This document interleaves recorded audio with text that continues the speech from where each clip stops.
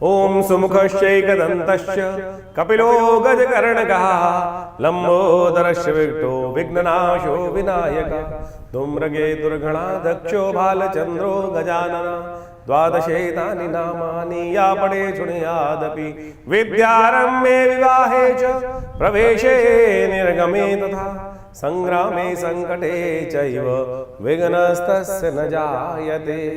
ओम जयंती मंगला काली भद्रकाली कपालिनी दुर्गा क्षमा शिवा धात्री स्वाहा स्वधा नमोस्तुते।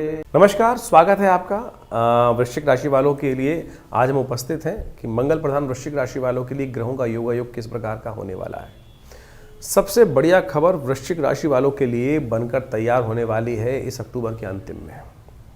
जी हाँ, कारण है कि आपके ग्रह के राशि के स्वामी मंगल महाराज और मंगल महाराज पिछले काफ़ी लंबे समय से शनि के साथ जिस प्रकार का एक विस्फोटक योग बना रखे थे, आपकी किस्मत को कई तरह से फंसा रखे थे, ग्रहों को फंसा रखे थे। कहा जाता है कि शनि जब कुंडली को कंट्रोल करने का प्रयास करते हैं तो ऐसा प्रयास नहीं करते हैं, वो जकड़ लेते हैं और उनकी जकड़ से निकलना मुश्किल हो जाता है। और ऐसा आपने हो सकता है अनुभव भी किया हो। पिछले लगातार 6 महीने से जैसे शनि का प्रकोप आपकी कुंडली में चल रहा था, आपकी कोई ढैया भैया ना चलते हुए भी शनि महाराज ने आपके सामर्थ्य, आपके लग्नेश को जिस प्रकार से घेर रखा था, पहले षडाष्टक, फिर समसप्तक, फिर षडाष्टक, अब इस अक्टूबर के अंतिम काल में वो परिवर्तन करके बाहर आएंगे और फिर वो ज़बरदस्त खेल आपकी राशि के दृष्टिकोण से जो होगा आने वाले 2-3 महीने में, जो बिल्कुल चीज़ों को परिवर्तन करने का एक नई उम्मीद जगाते दिखाई दे रहे हैं। कारण है उसका बृहस्पति महाराज अब ताकत में आ चुके हैं। शुक्र अपने ही ताकत में राजयोग का निर्माण आपकी राशि में करने वाले हैं। मंगल भी परिवर्तन कर कर आपके लिए बहुत महत्वपूर्ण योग बनाकर तैयार हो रहे हैं इस अक्टूबर में। तो आप उम्मीद कर सकते हैं ग्रहों के दृष्टिकोण से जितना कैलकुलेशन दिखाई दे रही है कि हमारे दृष्टिकोण से महत्वपूर्ण परिवर्तन, और ये अनुभव का आधार पर हम कह रहे हैं कि जो स्थिति ग्रहों की है तो कम से कम नवंबर के महीने में तो कम से कम कुछ करने का समय आपके लिए आता दिखाई दे रहा है।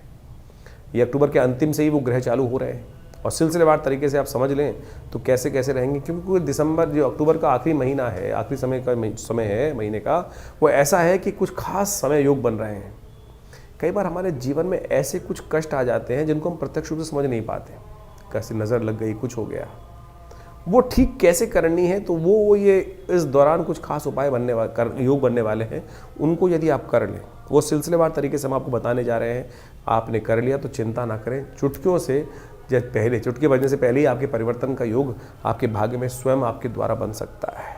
सबसे पहले बात कर लेते हैं 21 तारीख की। 21 अक्टूबर को मंगलवार का अवसर है, अमावस्या तिथि है और इस दिन आपकी राशि के दृष्टिकोण से ग्रहों का योगायोग जो बन रहा है, दीपावली का योग जो है ना, आमतौर पे कई लोगों ने तो ऐसा हुआ है कि इस बार विडंबना ऐसी रही कि कुछ लोगों ने 20 को ही मना ली दिवाली। खैर, जो मना लिया अच्छा किया, बावला जब जागे तब दिवाली, ऐसा कुछ इस तौर पे आप समझ सकते हैं। लेकिन ज्योतिषी गणनाओं के अनुसार से वो भी सिद्धांत बताएं कि ग्रहों का प्रभाव जो आपके लिए बनकर तैयार हो रहा है वो थोड़ा ध्यान रखिएगा, दीपावली ओवर एक्सपेंसिव ना हो जाए। हाथों को कंट्रोल करना पड़ता है। आमतौर पे क्या होता है ना, सबकी डिमांड होती है, घर वालों में सबकी डिमांड होती है, मुझे ये चाहिए, मुझे वो चाहिए, मुझे वो चाहिए, और जो स्थिति होती है कई बार हाथ थोड़ा कमज़ोर हो जाता है। तो ऐसे ही कुछ ज़्यादा अननेसेसरी खर्चे थोड़े बढ़ने के योग दिखाई देते हैं। तो चीज़ों को कंट्रोल कर आपको महालक्ष्मी को प्रसन्न करने की ज़रूरत है। महालक्ष्मी को कैसे प्रसन्न होंगी, चीज़ें कैसे कंट्रोल में आएंगी, वो भी हम आपको सिद्धांत बता देते हैं, समझा देते हैं। क्योंकि यही वो दिवस है कि जो समस्त अभावों को अक्षय पात्र लेकर महालक्ष्मी आ रही हैं, उनको कैसे प्रसन्न करना है। और वर्ष भर रात गई बात गई भूल जाइए, ये वर्ष का अंतिम दिवस है। जो स्थितियां आपने झेली हम समझ में आ रही है, 6 महीने से जो ग्रहों का योग चल रहा है वो सब हमारे सामने है। लेकिन अब परिवर्तन का योग आ रहा है, महालक्ष्मी अक्षय पात्र लेकर आपके घर पदार्पण करने का योग बना रही हैं। लेकिन थोड़ा खर्चा कम करना है, आपको इस बात का ध्यान रखना है। क्या खास उपाय करने वो भी जान लीजिए। तो 21 तारीख को दिवाली का सुंदर योग बन रहा है। इस बार बड़ी भ्रांति रही कि 20 को मनाएं या 21 को मनाएं।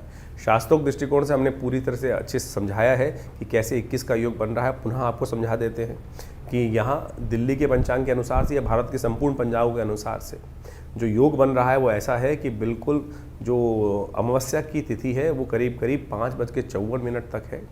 तो अमावस्या की आयु है। काशी के कुछ पंचांगों ने भयंकर गड़बड़ी करी है, गलती करी है, और इस बात को हमने बिल्कुल प्रत्यक्ष प्रमाण के तौर पर उपस्थित किया है कि उन्होंने जो पंचांग में उन्होंने लिखा है, अपनी गणनाओं के अनुसार से कहा है कि सूर्य अस्त जो उनके पंचांग में जाके कोई भी देख सकता है। उन्होंने लिखा है कि करीब करीब शाम को जो सूर्यास्त हो रहा है वो 5:40 पे हो रहा है, लेकिन काशी में भी सूर्यास्त जो हो रहा है 5:26 पे हो रहा है। और उसकी वजह से उनकी तिथि की आयु गड़बड़ हुई है, और तिथि की आयु गड़बड़ उन्होंने कैलकुलेशन में मिस्टेक करी है, और ये प्रमाणित है, उनके पंचांग में जाके देख सकते हैं। उन्होंने सूर्योदय दिखाया है 21 जो अक्टूबर को सुबह 6:20 पे दिखाया है, जबकि काशी में सूर्योदय 6 बजे हो रहे हैं सुबह सूर्योदय। तो इतनी बड़ी भयंकर गलती उन्होंने करी है, और उसके कारण से इस समस्त संसार के समक्ष एक ज्योतिष का बड़ा अजीब अपनी गणनाओं के अनुसार से ज्योतिष का नाम खराब किया है। तो इस बात में भ्रांति में ना फंसे। ये काशी के कुछ विद्वानों, तथाकथित विद्वानों, हमारी संपूर्णानंद संस्कृत विद्यालय में काशी में बात हुई, और उन्होंने भी इस बात को प्रतिपादित किया कि 21 तारीख को ही दिवाली मनाई जानी चाहिए। तो हमने आपके समक्ष इस सत्य को प्रतिपादित किया है। आज ज्योतिष को सही रूप से समझने की आवश्यकता है, एक विचार गोष्ठी होनी चाहिए और उसको सही से समझना चाहिए। तो हमने ये प्रमाणित तौर पे आपके समक्ष रखा है कि 21 तारीख को सूर्यास्त के समय पर प्रदोष व्यापनी अमावस्या पूरे भारत में, आसाम से लेकर पूरे गुजरात तक के पूरे अक्षांश पर उपस्थित है, कोई द्वंद्व नहीं है। तो अपने भाग्य को जगाइए। अमावस्या युक्त जो प्रदोष तिथि में व्याप्त है, पराग्रही जो शास्त्र में कही गई है, अपनी किस्मत को मत सुलाइए भगवती का, महालक्ष्मी का। अगर आपने 20 को पूजन कर भी लिया है तब भी कोई चिंता नहीं, दोबारा कर लोगे तो कोई महालक्ष्मी जाएंगी नहीं, पदार्पण करेंगी। आपको नित्यपति करनी चाहिए, तो कम से कम इसी बात के मान के कर लो कि आप आनंद भाव से। तो एक महालक्ष्मी का पूजन, एक बड़ी विचित्र प्रश्न भी आपके समक्ष उठना चाहिए। हम यहाँ समस्त प्रश्नों का निराकरण भी कर रहे हैं कि महालक्ष्मी का एक प्रश्न हमारे पास आया, यहाँ हम बताना इसलिए आवश्यक समझते हैं कि 21 तारीख जो महालक्ष्मी का पूजन होता है, बोले गणेश के साथ गौरी बैठती हैं, यहाँ लक्ष्मी जी का पूजन होता है, विष्णु जी का पूजन क्यों नहीं होता? शास्त्र के अनुसार से आपको इस बात को सही रूप समझ लेना चाहिए कि जो भगवान राम के अयोध्या पर वनवास से वापस आने पर तो दिवाली आनंद भाव से दीपोत्सव मना ही मना, लेकिन भगवान राम से पहले भी तो दिवाली मनती थी। क्या दिवाली उससे पहले नहीं मनती? दिवाली का जो संबंध है दीपावली का, वो वास्तविक तौर पर वो है भगवती महालक्ष्मी का प्रादुर्भाव उस दिन हुआ। और जब आदि लक्ष्मी का प्रादुर्भाव हुआ, जो दुर्गा सप्तशती के दूसरे अध्याय में कथा आती है कि समस्त देवताओं ने विचार किया कि अब इस जो राक्षस जिसने त्रिलोकी में राज्य स्थापित कर लिया है महिषासुर ने, उससे कैसे उसको हटाना है। तो कहा जाता है कि जब समस्त देवतागण, भगवान विष्णु, महेश, शिव इत्यादि समस्त देवताओं गणों के साथ ऋषिगण वहाँ पे विचार कर रहे थे आकाश मंडल में, तो उन सबके शरीर से एक तेज निकला, और वो महालक्ष्मी के रूप में, एक स्त्री के रूप में वहाँ जो है परिवर्तित हुआ। तेजोमय शरीर था जो दिव्य धनुष ने प्रार्थनाएं का, और समस्त देवताओं ने पूछा काशी तुम महादेवी थी, तो उन्होंने कहा, उस पराशक्ति ने बोला सा ब्रवीति आम ब्रह्म स्वरूपिणी मत्तः प्रतिपुषात्मगम जगत शून्यम च अशून्यम च। ये दिव्य धनुष की प्रार्थना है। और सब जब उन्होंने अपना पूरा व्याख्यान दिया कि हम कौन है, भगवती ने कहा वेदो हम अवेदो हम विद्याम अविद्याम अजाहम अनजाहम, तब आखिरी में सब समस्त देवता कहते हैं नमो देवी महादेवी शिवाय सत्मा। तो ये भगवती का स्वरूप जो है महालक्ष्मी स्वरूप है, उनका जो है वो प्रकट उस दिन हुआ है, तो प्रादुर्भाव उस दिन हुआ है। इसलिए महालक्ष्मी का पूजन उस दिन गणेश जी के साथ किया जाता है। गणेश जी तो सर्वप्रथम पूज्य हैं भगवान शिव के आशीर्वाद से, तो साथ में निर्विघ्नता पूर्ण करने के लिए और महालक्ष्मी की प्राप्ति के लिए इस दिन उनका स्तवन आनंद भाव से होना चाहिए। तो ये सही रूप से आप समझ लीजिए। तो वैसे तो श्री पंचमी के दिन भी भगवती महालक्ष्मी का प्रादुर्भाव बोला जाता है। बहुत सारे लोग द्वंद्व में फंस जाते हैं। वो कौन सी लक्ष्मी है? वो लक्ष्मी है कि जो सागर मंथन से उत्पन्न हुई श्री पंचमी के दिन। ये भगवती आदि लक्ष्मी है, जो जिनकी प्रार्थना भगवान विष्णु ने, भगवान शिव ने, ब्रह्मा ने स्वयं करी है। तो इस बात को जो आपस में मतभेद दिमाग में है भेद, उनको हटा दीजिए। तो आनंद भाव से भगवती की प्रार्थना करें। सुबह अपने पितरों के निमित्त अवश्य जो तर्पण इत्यादि है वो करना चाहिए। पहले पितृ पूजा, बाद में देव पूजा शास्त्र कहते हैं। तो 21 तारीख को सुबह अपने पितरों के निमित्त पूजन करें, उनको तर्पण इत्यादि करें, ब्राह्मण भोजन कराएं। शाम के समय जो प्रदोष काल है, जब सूर्यास्त हो रहा है आपके क्षेत्र में, जैसे दिल्ली में सूर्यास्त करीब करीब हो रहा है, वो हो रहा है करीब करीब 5:40 के आसपास, और उसी समय के बाद से लेकर रात्रि में 8 बजे तक। अब ये छोड़ दीजिए, जब एक बार डिसाइड हो गया कि प्रदोष व्यापनी अमावस्या हो गई, तो उसमें ये छोड़ दीजिए कि 5:57 पर खत्म हो जाएगी, तो फिर उसके बाद कोई फायदा नहीं।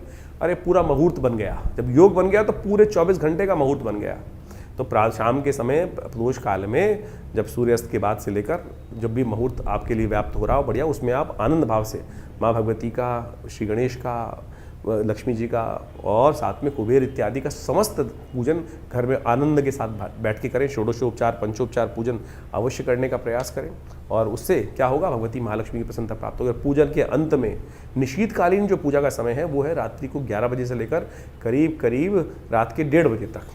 तो उस समय में भगवान शंकर के साथ अघोर मंत्र के साथ भगवान की पूजा होनी चाहिए भगवत की। उस दिन श्रीयंत्र को अपने घर स्थापित करना चाहिए दिवाली के पूजन में। साथ साथ शंख के द्वारा भगवान भगवती का सुंदर रूप से पूजन, शंख दक्षिणावर्ती शंख के रूप में भगवती महालक्ष्मी का जो पूजन करते हैं ना, कहा जाता है महालक्ष्मी अद्भुत रूप से उस घर में प्रतिष्ठा कर लेती हैं, रहती हैं। और साथ में पूजन के साथ साथ अवश्य वहाँ एक काम करें कि कमल के पुष्पों का एक शैया बनाकर भगवती को प्रदान करें या आनंद भाव से पूजन करें। असंख्य दीपक जलाएं, 2 खूल इत्यादि समस्त रूप से भगवान का भगवती का पूजन करेंगे तो आनंद भाव से भगवती की कृपा से आपके कष्ट निवारण करने का योग बनेगा।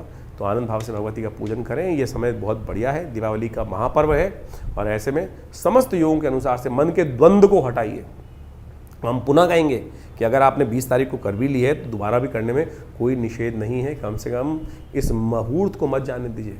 तो तथाकथित विद्वानों के मतद्वंद के अनुसार से जो आपस में उनका अंतर्द्वंद है उसको भूल जाइए और अपने इस योग का लाभ उठाइए। 21 तारीख को दीपावली बहुत शुभ योग में आ रही है। मंगलवार की दीपावली जो होती है ना, अगर उस योग को आप हटा देते हैं, उस योग में परमात्मा की आराधना नहीं करते हैं तो फिर ये अमंगलकारी भी हो जाती है। इस बात का ध्यान कर लेना चाहिए। तो आनंद भाव से भगवती का स्तवन करें। बहुत सुंदर योग बनकर आया है।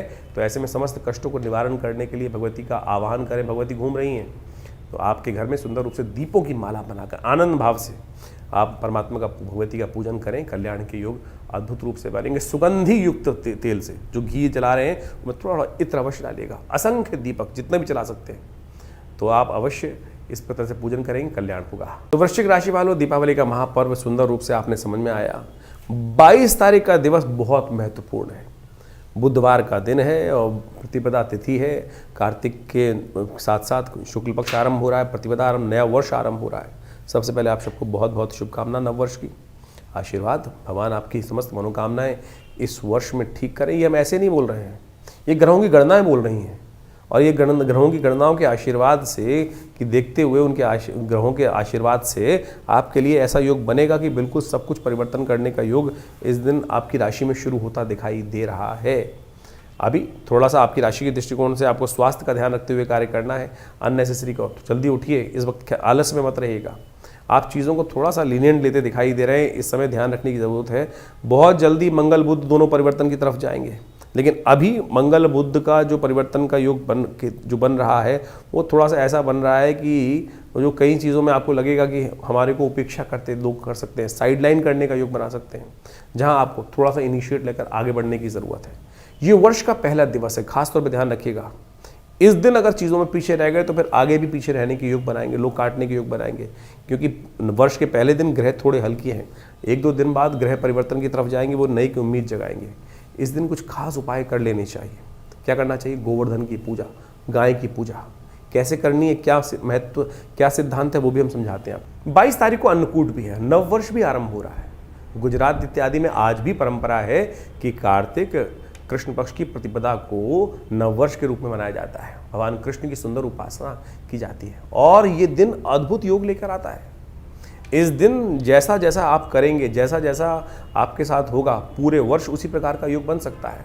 तो अच्छे रेजोल्यूशन, आमतौर पे लोग कहते हैं ना, नए साल के दिन से अच्छी अच्छी बातें सोचनी चाहिए, गलत काम नहीं करना चाहिए, अच्छे कपड़े पहनने चाहिए, सुंदर भाव सोचना चाहिए, वो हम 1 जनवरी के साथ जोड़ देते हैं। ज्योतिष के दृष्टिकोण से, स्कंद पुराण के दृष्टिकोण से, स्कंद पुराण में इस बात का वर्णन है कि जो कार्तिक शुक्ल पक्ष की प्रतिपदा है, जिसके दिन अन्नकूट होता है, गोवर्धन की पूजा होती है, उस दिन वो मुहूर्त बनता है कि जैसा जैसा आपके साथ होगा पूरे वर्ष उसी प्रकार के आपके साथ योग घटेंगे। तो इसलिए आनंद भाव से परमात्मा का सुंदर स्मरण करें, जल्दी उठें, भगवान का स्मरण करें, माता पिता का आशीर्वाद लें, गुरुजन का आशीर्वाद लें और उस दिन भगवान कृष्ण का सुंदर पूजन करना चाहिए। भगवान कृष्ण का अन्नकूट के रूप में, अन्न गोवर्धन के रूप में प्रकृति की पूजा करने का जो सिद्धांत है अद्भुत है। 56 भोग लगाए जाते हैं भगवान को। ये 56 भोग का सिद्धांत भी बड़ा विचित्र है। कहा जाता है कि भगवान ने 7 दिन तक, 8 पहर हर रोज होते हैं, 7 दिन तक भगवान ने अपने जो कनिष्ठिका उंगली के ऊपर पूरे पर्वत को उठा के रखा। तो इसलिए उनको 56 भोग लगाए जाते हैं। 7 × 8 करेंगे तो 56 आएगा। तो ये 56 भोग जो लगाए जाते हैं आनंद भाव से संपूर्ण समर्पण है भगवान के प्रति, कि भगवान अपने भक्तों की सदा रक्षा करते हैं। और ये कोई इंद्र के साथ द्वेष नहीं है भगवान का, भगवान तो इंद्र के परम हितैषी हैं। ये तो रूढ़िवादी परंपराओं को हटाने, प्रकृति के साथ व्यक्ति को जोड़ने की कथा है। अद्भुत रूप से इस बात को हमें समझना चाहिए। और एक बात समझें कि जो ये गोवर्धन पर्वत हैं, इनके बारे में अद्भुत कथाएं शास्त्र में बताएं। एक कथा हम आपको समक्ष रख दें कि कैसे भगवान ने शिरोधार्य किया गोवर्धन को। कहा जाता है कि भगवान के ऊपर ऋण था गोवर्धन पर्वत का। जब राम अवतार में सेतुबंध का निर्माण हो रहा था, तब कहा जाता है पूरे हर जगह से लोग अपने अपने जो अपनी सेवाएं देने वहाँ आ रहे थे। पहाड़, पर्वत, कंदराएं सब रूप से वहाँ पे चल दी थी अपनी तरफ से। जब गोवर्धन को पता चला कि भगवान को आवश्यकता है, तो वो भी उठ के चल दिए। भगवान एक जो कहा जाता है हनुमान जी स्वयं उनको उठा के चल दिए थे वहाँ पर लाने के लिए। लेकिन जब पता चला कि समय पूरा हो गया और वहाँ पर सेतुबंध का निर्माण हो गया, तब कहा जाता है कि गोवर्धन रो पड़े और उन्होंने कहा कि मेरे को भगवान की सेवा का सुंदर अवसर नहीं मिला। हनुमान जी ने जब वापस रख दिया उनको वहाँ पर, तो उन्होंने कहा कि मेरी ये जो सृष्टि जो भगवान के समक्ष मेरी ये जो प्रार्थना ये अवश्य रखना कि भगवान मेरे को क्यों आपने भुला दिया, मैं तो आ रहा था सेवा करने देने के लिए अपनी। तब भगवान ने, जब हनुमान जी ने ये बात भगवान के समक्ष रखी, तो भगवान ने कहा अगले इस जन्म में तो नहीं, अगले जन्म में अवश्य ये कर्ज को उतारेंगे। तो कहा जाता है कि जो पत्थर पिघल, जो जब गोवर्धन उस स्थिति में गए तो कहा था वो रो पड़े थे तो वो पिघल गए थे। आज भी वो निशान वहाँ जाके आप देख सकते हैं कि पत्थर गोवर्धन पर्वत के पिघले हुए हैं। तो समर्पण भाव है वो चलायमान जो है। तो सुंदर रूप से भगवान कृष्ण अवतार जब हुआ तो भगवान ने अपने सिर पर धारण किया उस कर्ज को उतारने के लिए। तो आप सोचे भगवान किसी का सब पे कृपा करने के सुंदर योग बनाते हैं। तो आप इस भाव को ध्यान रखें। तो आनंद भाव से समस्त ये समर्पण भाव की भाव है। तो इसलिए आनंद भाव से गोवर्धन का पूजन करें। हमने विवेकानंद योगाश्रम में इस दिन बड़ा विशाल कार्यक्रम रखा है। हमारे गुरुदेव का जन्मदिवस भी होता है, आचार्य केशव देव जी महाराज का। तो उस दिन बड़े आनंद भाव से भगवान गोवर्धन का पूजन, गोबर का बहुत बड़ा पर्वत बनाकर उनका बड़े सुंदर रूप से भगवान का, विष्णु का, भगवान कृष्ण का सुंदर पूजन, कीर्तन इत्यादि समस्त रहता है। तो शाम के समय अन्नकूट का भंडारा रहता है। आप भी आइए और सुंदर रूप से भगवान का सुंदर स्तवन करें। और सबसे पहला काम ध्यान रखिएगा, इस दिन सुंदर योग जो बन रहा है आनंद से रहेगा, प्रसन्नता से रहेगा, भगवान का भजन कीजिएगा। जितने अच्छे काम हो सकते हैं वो सब करने का प्रयास करें, क्योंकि यही वो दिन है। पुनः आपको अवगत करा देते हैं। और इस दिन अवश्य भगवान कृष्ण के लिए, भगवान विष्णु के लिए सुंदर पूजा, षोडशोपचार पूजन कर उस दिन कम से कम अपने आप को 11 दीपक अवश्य घी के चलाने चाहिए। और 11 दीपक जलाकर सुंदर रूप से शंख की, भगवान विष्णु की सुंदर रूप से पूजा अवश्य करनी चाहिए उस दिन। इस बात का हमें ध्यान रखना चाहिए। वृश्चिक राशि वालों, गोवर्धन का सुंदर महात्मा आपने समझा, ये उपाय भी कर लीजिएगा। भगवती कृपा से कष्ट निवृत्ति का योग बनेगा। 23 तारीख का दिन महत्वपूर्ण परिवर्तन लेकर आपकी राशि में आता दिखाई दे रहा है। ग्रह परिवर्तन की तरफ जा रहे हैं। आपका राजयोग का निर्माण होने को तैयार है। जिस प्रकार से चंद्रमा 2-3 दिन थोड़े कमजोर रहे और अब आपकी राशि में राजयोग का निर्माण, गजकेसरी योग का निर्माण से एक नया श्रृंखला, एक के बाद एक परिवर्तनों की श्रृंखला आरंभ हो रही है। और ये परिवर्तन आपकी राशि में देखेंगे तो बहुत महत्वपूर्ण योग बनाएंगे। ये भैया दूज का दिन है। ग्रह नक्षत्रों के दृष्टिकोण से आप समझ लें, इस दिन कुछ खास उपाय कर लेने चाहिए। जो वो सब उपाय हम आपको बताएंगे। कई बार मन में हम बहुत सारे द्वेष पाल के रखते हैं, उन द्वेषों को पालने से कुछ नहीं होने वाला। इस दिन यदि आप चाहते हैं कि भाग्य परिवर्तन हो तो वो उपाय भी कर लीजिएगा जो हम आपको बताएंगे। लेकिन ग्रह नक्षत्रों के दृष्टिकोण से जो समय है वो आपको थोड़ा सा कहीं ना कहीं बिल्कुल अंतिम दौर में है परिवर्तन का समय। इस समय में थोड़ा सा आपको कुछ खास उपाय करने की ज़रूरत रहेगी। वो आप कर लेंगे तो बहुत अच्छा आपके लिए बनेगा। बुद्धि को थोड़ा सरल करने की ज़रूरत है। अभी बुद्धि थोड़ी रूढ़िवादी दिखाई देती है। चीज़ों को परिवर्तन करने में थोड़ी मेहनत लगानी पड़ेगी। थोड़ा सा हठ धर्मिता मन में आती दिखाई दे रही है। आपको अपने आप को सरल करना पड़ेगा। इस बात को आपको ध्यान रख लेना चाहिए। ग्रह जो हैं वो आपकी बुद्धि को सरल होने नहीं दे रहे हैं इस वक्त। तो थोड़ी सरलता को अपनाने का आपको प्रयास करना चाहिए। हो सके तो शनि का उपाय थोड़ा करने का प्रयास करें। क्या उपाय बनता है वो आप नोट कर लीजिए। साथ साथ इस दिन चित्रगुप्त जी की पूजा भी अवश्य करनी चाहिए। यमराज जी का तर्पण भी जो विशेष तौर पर 14 मंत्र हैं उनके द्वारा, किसी योग्य ब्राह्मण के द्वारा अवश्य करने का प्रयास करना चाहिए। 23 तारीख की भैया दूज है। कार्तिक जो शुक्ल पक्ष की द्वितीया है, ये यम द्वितीया है। देखिए, दीपावली का महापर्व बड़े सुंदर रूप से आपको समझ लें, यमराज जी की पूजा से, यमदीप दान से शुरू होती है और जो है वो अंत भी यमदीप दान से ही होता है। ये कार्तिक के महीने में दीपदान का ही महत्व है। सरलता से एक दीप जलाकर ही आप समस्त अपने पापों से मुक्ति प्राप्त कर सकते हैं, भगवान का सानिध्य प्राप्त कर सकते हैं, पुण्यों को जगा सकते हैं। ये यमदीप दान जो यम द्वितीया है, जिसको भाई दूज बोला जाता है, इसके पीछे भी अद्भुत कथा है। यमराज जी और यमुना जी आपस में भाई बहन हैं, सूर्य पुत्र पुत्री हैं दोनों के दोनों। और कहा जाता है कि यमुना जी हमेशा यमराज जी से कहती थी कि हमारे यहाँ कभी भोजन करें आके।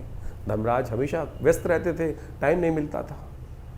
तो यम द्वितीया के दिन यमराज जी जाकर बहन यमुना के यहाँ भोजन करते हैं। और कहा जाता है कि इस दिन समस्त भाइयों को अपनी बहन के घर जाकर ही भोजन करना चाहिए, अपने घर भोजन नहीं करना चाहिए। इस बात का ध्यान रखना चाहिए। शास्त्र में तो यहाँ तक प्रमाणित है कि अपने घर में चूल्हा ही ना जलाएं, उस दिन जाके बहन के घर ही भोजन करना चाहिए। तिलक किया जाता है। क्या होता है इससे? इससे बहन के कष्ट दूर हो जाते हैं और भाई की आयु बढ़ जाती है। ये सुंदर शास्त्र में सिद्धांत है, कोई और टोटके की जरूरत ही नहीं भाई। तो इसलिए बहन से बढ़िया भाई को कौन आशीर्वाद दे सकता है? ये संबंध है सुंदर रूप से, समस्त अहम को त्यागिए और जाकर अपने परिवार में सामंजस्य स्थापित करने के लिए, आशीर्वाद के लिए, समस्त कष्टों को दूर करने के लिए इतनी बढ़िया व्यवस्था शास्त्र में वर्णित है, इसका पालन करना चाहिए। और शाम के समय काम अवश्य करना चाहिए। यम द्वितीया के दिन यमुना जी के घाट पे या किसी भी पानी के घाट पे जाकर, तालाब में या नदियों पे जाकर, हो सके यमुना तो सबसे श्रेष्ठ है, शाम को 7 क्या करना चाहिए, एक नोट कर लीजिए, उपाय है, अद्भुत उपाय। ये नोट करके जो कर लेगा उसके पूरे वर्ष के लिए समस्त कष्ट दूर होने के योग बन जाएंगे। छोटा सा उपाय है। आपको क्या करना है, 7 पत्ते मंदार के लेकर उसमें जो 7 ही पत्ते बेर के रखने हैं और उसके ऊपर एक दीपक रखना है और उसको चलते पानी में प्रवाहित करना है। गन्ने का एक डंडा लीजिए, गन्ना जो होता है उससे डंडा लेकर उसको हल्का सा पानी हिला दीजिएगा और अपने सिर पर से वार कर इसको अर्पित कर दीजिए चलते पानी के अंदर या किसी पोखर पे। तो कहा जाता है कि पूरे वर्ष तक के लिए समस्त कष्टों को दूर करने का आशीर्वाद मिल जाता है। पितृ भी प्रसन्न हो जाते हैं। जिनको लगता है ना कि पितृ दोष बन गया है, पितृ पता नहीं संतुष्ट है कि नहीं है, ये एक उपाय है। यम द्वितीया के दिन शाम के समय जो कर लेगा उनके समस्त कष्ट दूर हो जाएंगे। शनि से जो परेशान है, एक बात और नोट कर ले, शनि भी सूर्यपुत्र ही हैं और जो विशेष तौर पर यमुना जी के भाई ही हैं। ये उपाय यदि आप कर लेंगे तो शनि की जो आपके जीवन में कष्टों के योग चल रहे हैं, शनि या 7.5 चल रही है, ढैया चल रही है, कुछ भी चल रही है, तो उससे भी कष्ट निवृत्ति का योग बन जाएगा। तो ये अकाट्य प्रयोग है, आप ध्यान लीजिए। तो इस बात का ये उपाय आपने कर लिया तो आप समझ रहे हैं शनि भी आपके अनुकूल हो जाएंगे, शनि आपको परेशान नहीं करेंगे। तो शास्त्रोक्त विधि के अनुसार से हमने पौराणिक कथाओं के माध्यम से ये जो पूरा समस्त आख्यान आपके समक्ष उपस्थित किया है, कर लीजिए, कल्याण होगा। तो वृश्चिक राशि वालों, आपने सिद्धांत तौर पे समझ लिया कि कैसे इस यम द्वितीया पे आपको अपने समस्त कष्ट निवारण का योग बनाना है, क्योंकि अगले दिन का जो सूर्योदय होने जा रहा है वो आपके जीवन में एक महत्वपूर्ण परिवर्तन की तरफ पदार्पण करने की योग बना रहा है। क्योंकि आप समझ लीजिए क्या है, 24 तारीख को शुक्रवार का दिन पड़ रहा है, तृतीया तिथि है और इस दिन आपकी राशि के दृष्टिकोण से एक महत्वपूर्ण परिवर्तन का योग बन रहा है। बुध महाराज जो है वो आपकी राशि में पदार्पण करने की योग बना रहे हैं। इसके बाद एक के बाद एक ग्रह परिवर्तन की तरफ आपकी राशि में जाएंगे और वो चीज़ें आपके लिए फेवर में करते दिखाई देंगे। चंद्रमा ऑलरेडी परिवर्तन कर आपकी राशि में आ चुके हैं, जो गजकेसरी योग का निर्माण कर चुके हैं, जो चीज़ों में आपको पॉजिटिव आगे बढ़ाने का, नया कुछ करने का, आपको उत्साहवर्धन करने का योग बनाते दिखाई देंगे। इस दिन क्योंकि बुध का ये परिवर्तन विशेष तौर पर हुआ है, आपके लिए बहुत श्रेष्ठ रहेगा। इस दिन थोड़ी बुध को ताकत, अभी नया परिवर्तन होकर चुका है तो बुध को थोड़ी ताकत देने का आपको प्रयास करना चाहिए। और बुध और चंद्रमा की युति जो आपकी राशि में बनी हुई है वो बड़ी विचित्र है। ऐसे में बुध मित्र तो हैं, लेकिन जो स्थिति में है वो थोड़े से डामाडोल। बुध की स्थिति थोड़ी सी ऐसी हो सकती है कि किसी ने इधर किया तो इधर, उधर किया तो इधर, नेगेटिव तरफ गए तो नेगेटिव हो जाएगा। क्योंकि चंद्रमा की स्थिति थोड़ी सी गजकेसरी योग में होते हुए भी थोड़ी कमज़ोर है, तो मन को बढ़ाइए, मन को आश्वस्त करने का आपको प्रयास करना चाहिए। इस दिन थोड़ा बुध को ओम ब्रांग ब्रींग ब्रोंग से बुधाय नमः इस कार्य करें। हो सके तो गाय को थोड़ा पालक खिला दें, ये आपके लिए अच्छा रहेगा। और 2-3 दिन लगातार ये उपाय करेंगे तो बहुत श्रेष्ठ योग बनाएंगे आपके लिए। बुध महाराज का परिवर्तन जिस प्रकार से हुआ है ये बड़ा श्रेष्ठ होगा। चंद्रमा भी आपके लिए लाभ के योग बना सकता है। 25 तारीख का दिन शनिवार का अवसर है, चतुर्थी तिथि विद्यमान है और ग्रह नक्षत्रों के दृष्टिकोण से अब ग्रह पूर्ण परिपक्व अवस्था में आकर आपके लिए योग बना रहे हैं। ऐसे में थोड़ा सा शनि का उपाय अवश्य करें, क्योंकि शनि बुद्धि में चल रहे हैं और बुद्धि में अभी भी शनि महाराज की जो जड़ता है वो थोड़ी परेशान करती दिखाई दे रही है। बृहस्पति से दृष्ट जरूर है और बृहस्पति का अंकुश जरूर बृहस्पति शनि पर चल रहा है, वो बहुत श्रेष्ठ है आपके लिए। और अगर आपने जो उपाय हमने आपको पहले बताए थे वो आप कर चुके हैं तो सत्य मानिएगा बिल्कुल शनि की अनुकूलता आपको प्राप्त हो सकती है। शनि के निमित्त हो सके तो थोड़ा सा एक काम और करें, हनुमान जी के मंदिर में जाकर पीपल के पत्तों की माला हनुमान जी को अर्पित करने का प्रयास कीजिए, वो अच्छा रहेगा। नए कार्य करने से के लिए ध्यान रखिएगा, दोपहर के बाद का समय ठीक नहीं है, दोपहर से पहले पहले उस समय को यूटिलाइज करते हुए कार्य कर लेना चाहिए, वो आपके लिए बड़ा श्रेष्ठ रहेगा।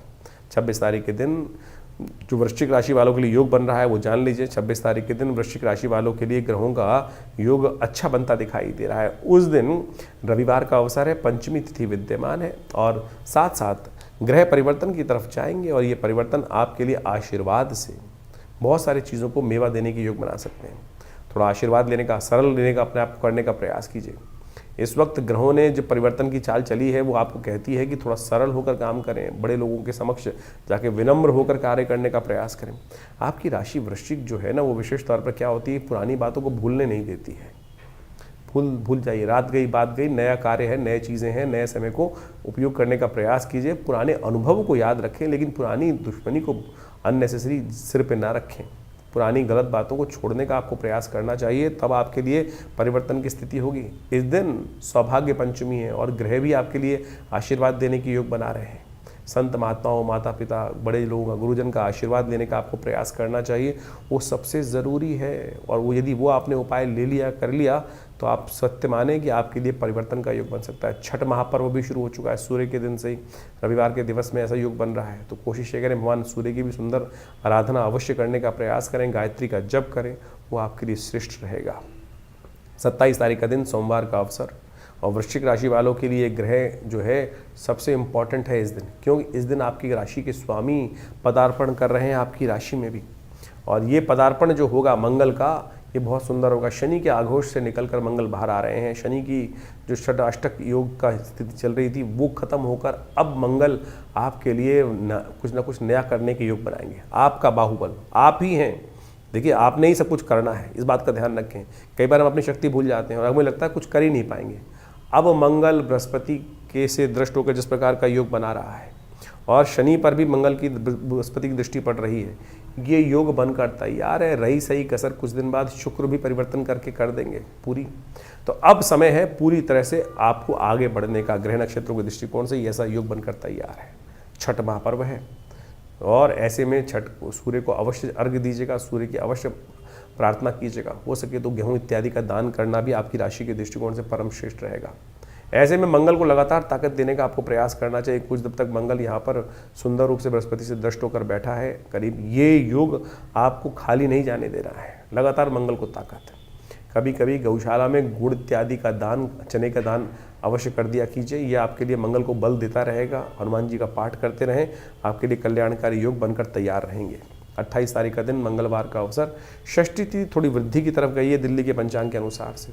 और ग्रह नक्षत्रों के दृष्टिकोण से ये समय अभी भी ऐसा चल रहा है, थोड़ा विनम्र होकर चीज़ों को, बड़े लोगों के आशीर्वाद, बड़े लोगों के सानिध्य में सही समय पर सही ज्ञान की आवश्यकता रहेगी। और बुद्धि को सरल करोगे तभी ज्ञान प्राप्त होगा, इस बात का ध्यान रखना। शनि इन दिनों बुद्धि भाव में चल रहे हैं आपके लिए, वो थोड़ा सा ज्ञान में आपको अपने अंदर फंसा देते हैं कि मेरे ज्ञान के आगे दूसरे की आवश्यकता ही नहीं है। थोड़ा विनम्र होकर चीज़ों को करने का प्रयास कीजिए तो चीज़ें आपको ग्रहण कर सकते हैं। आपकी बुद्धि, आपके करने से सब कुछ होगा, लेकिन आशीर्वाद भी चाहिए। लोगों का साथ में मिलकर काम करने की चीज़, साथ लेके चलने की भी ज़रूरत है। इस बात का आपको ध्यान रखना चाहिए। गज केसरी योग का निर्माण होने को तैयार है। बृहस्पति के सम्मुख आके बिल्कुल चंद्रमा विराजमान हो जाएंगे रात्रि में और अगले दिन से फिर आपके लिए, जैसे कहा था ना कि अक्टूबर का महीना वारे न्यारे करने के लिए आ रहा है, कई बार सुंदर योग बनकर तैयार है, तो ये समय आपके लिए उसी प्रकार का तैयार होने जा रहा है। हनुमान जी का सुंदर स्तवन इस दिन समस्त कष्टों से निवारण करने का योग बनाएगा आपके लिए। 29 तारीख बुधवार का अवसर, सप्तमी तिथि विद्यमान है और इस दिन जो ग्रहों का योगा योग बनकर तैयार हो रहा है वो आप समझ लें, ये पराक्रम दिखाने का अवसर है। चीज़ों को सही रूप से, समय का सदुपयोग करने का अवसर है।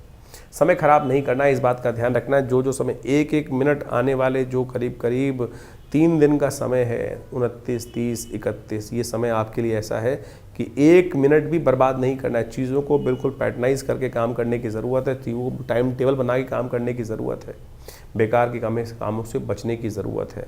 ये विचार करके कार्य करोगे, बुद्धि का सदुपयोग करोगे तो बहुत अच्छा रहेगा। गणेश जी का पूजन करें, गणेश जी को पीले वस्त्र अर्पित करें।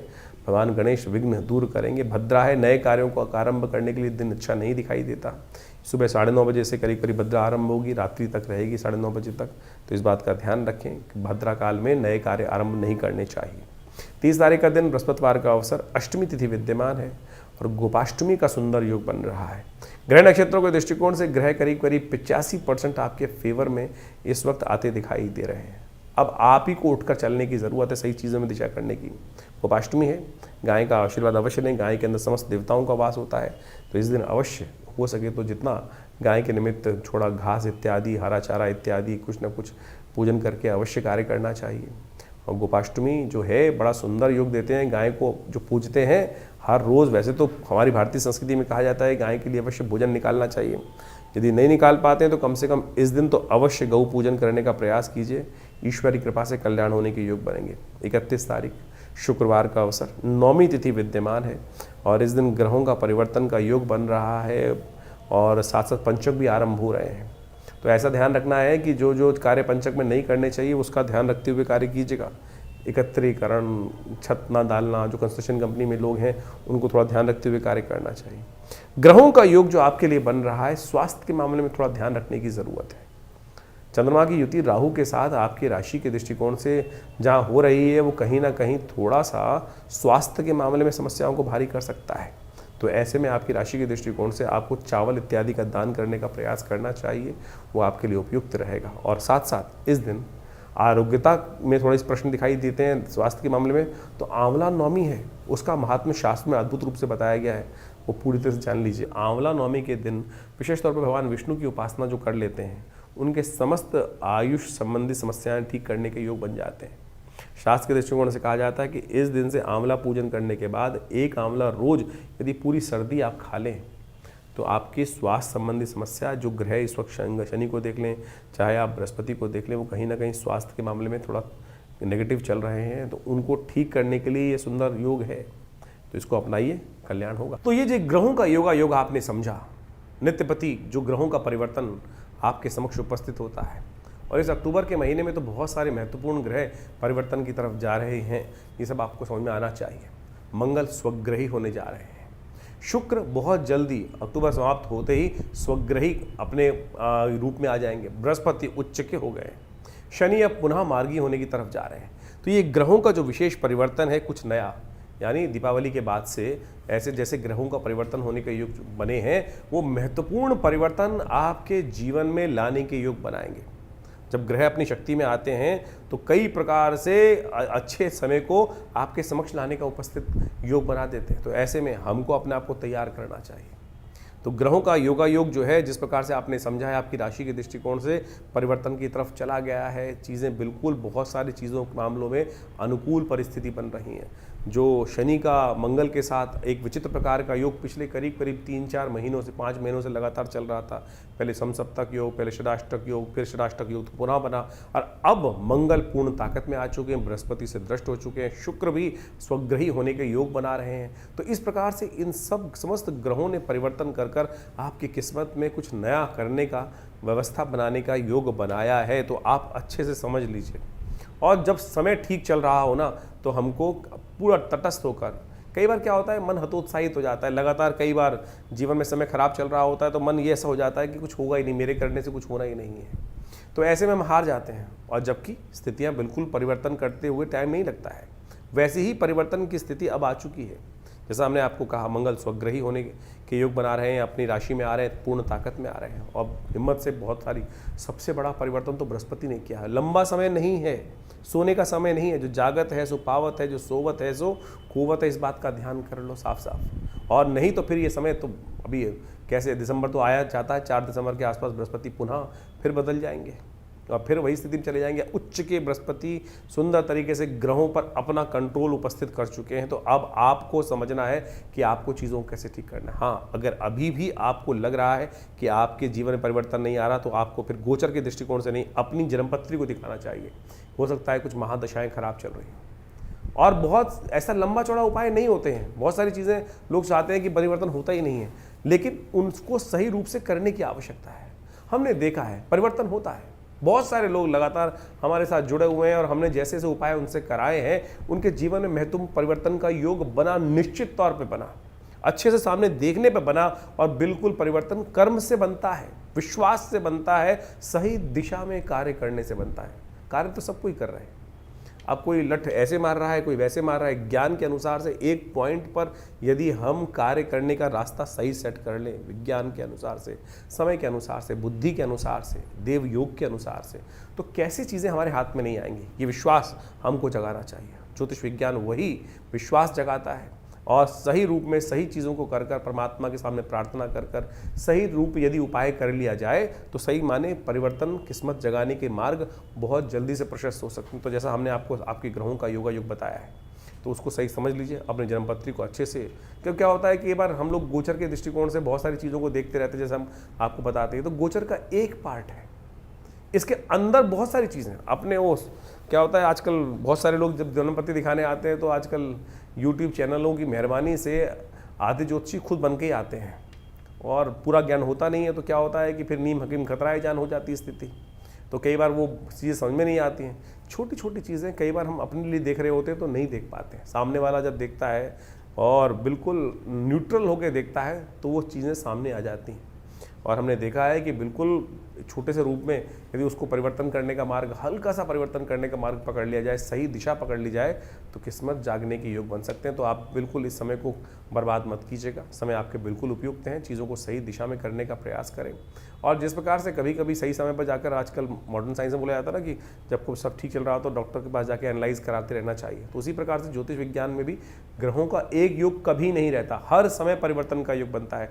तो समय समय पर अपनी जन्मपत्रिका, समय चीज़ों का विचार विमर्श, चीज़ों को समझने का मार्ग करते रहना चाहिए। और उससे क्या होता है कि चीज़ें सही दिशा में सही समय पर पकड़ में आ जाती हैं। और वो नहीं तो फिर क्या होता है कि यार मेरा बैठा हुआ व्यक्ति कहाँ, मिलने वाला व्यक्ति कहाँ बैठा हुआ था, मुझे पता ही नहीं चला। यही तो किस्मत सोने का तरीका है। यही कारण है ना कि हमको पता ही नहीं चला कि हमारा किस्मत जगाने के लिए व्यक्ति बैठा हुआ था, और जब उसका समय निकल गया तब जाकर हम जागे, अरे चीज़ हाथ से निकल गई। तो ऐसा ना करें, जगाइए किस्मत को, और ग्रहों को सही स्थिति को समझें, और जन्मपत्री को सही से समझकर, चीज़ों को सही समझकर, और बहुत सारी चीज़ों के अनुसार से हम आपके जो भविष्यफल को समय समय बताते रहते हैं, उसको सही से समझकर कार्य कीजिए। देखिए किस्मत बदलने के लिए बिल्कुल तैयार है, और आशा करते हैं, भगवान से प्रार्थना भी करते हैं। जैसा हमारे आश्रम पर नित्य प्रति बहुत सारी अनुष्ठान इत्यादि, यज्ञ इत्यादि, पूजा इत्यादि चलती रहते हैं। जन कल्याण के योग बनाएं, अपने स्वयं भी अच्छा करें और समाज को भी अच्छी तरफ ले जाने का प्रयास करें। धन्यवाद, नमस्कार।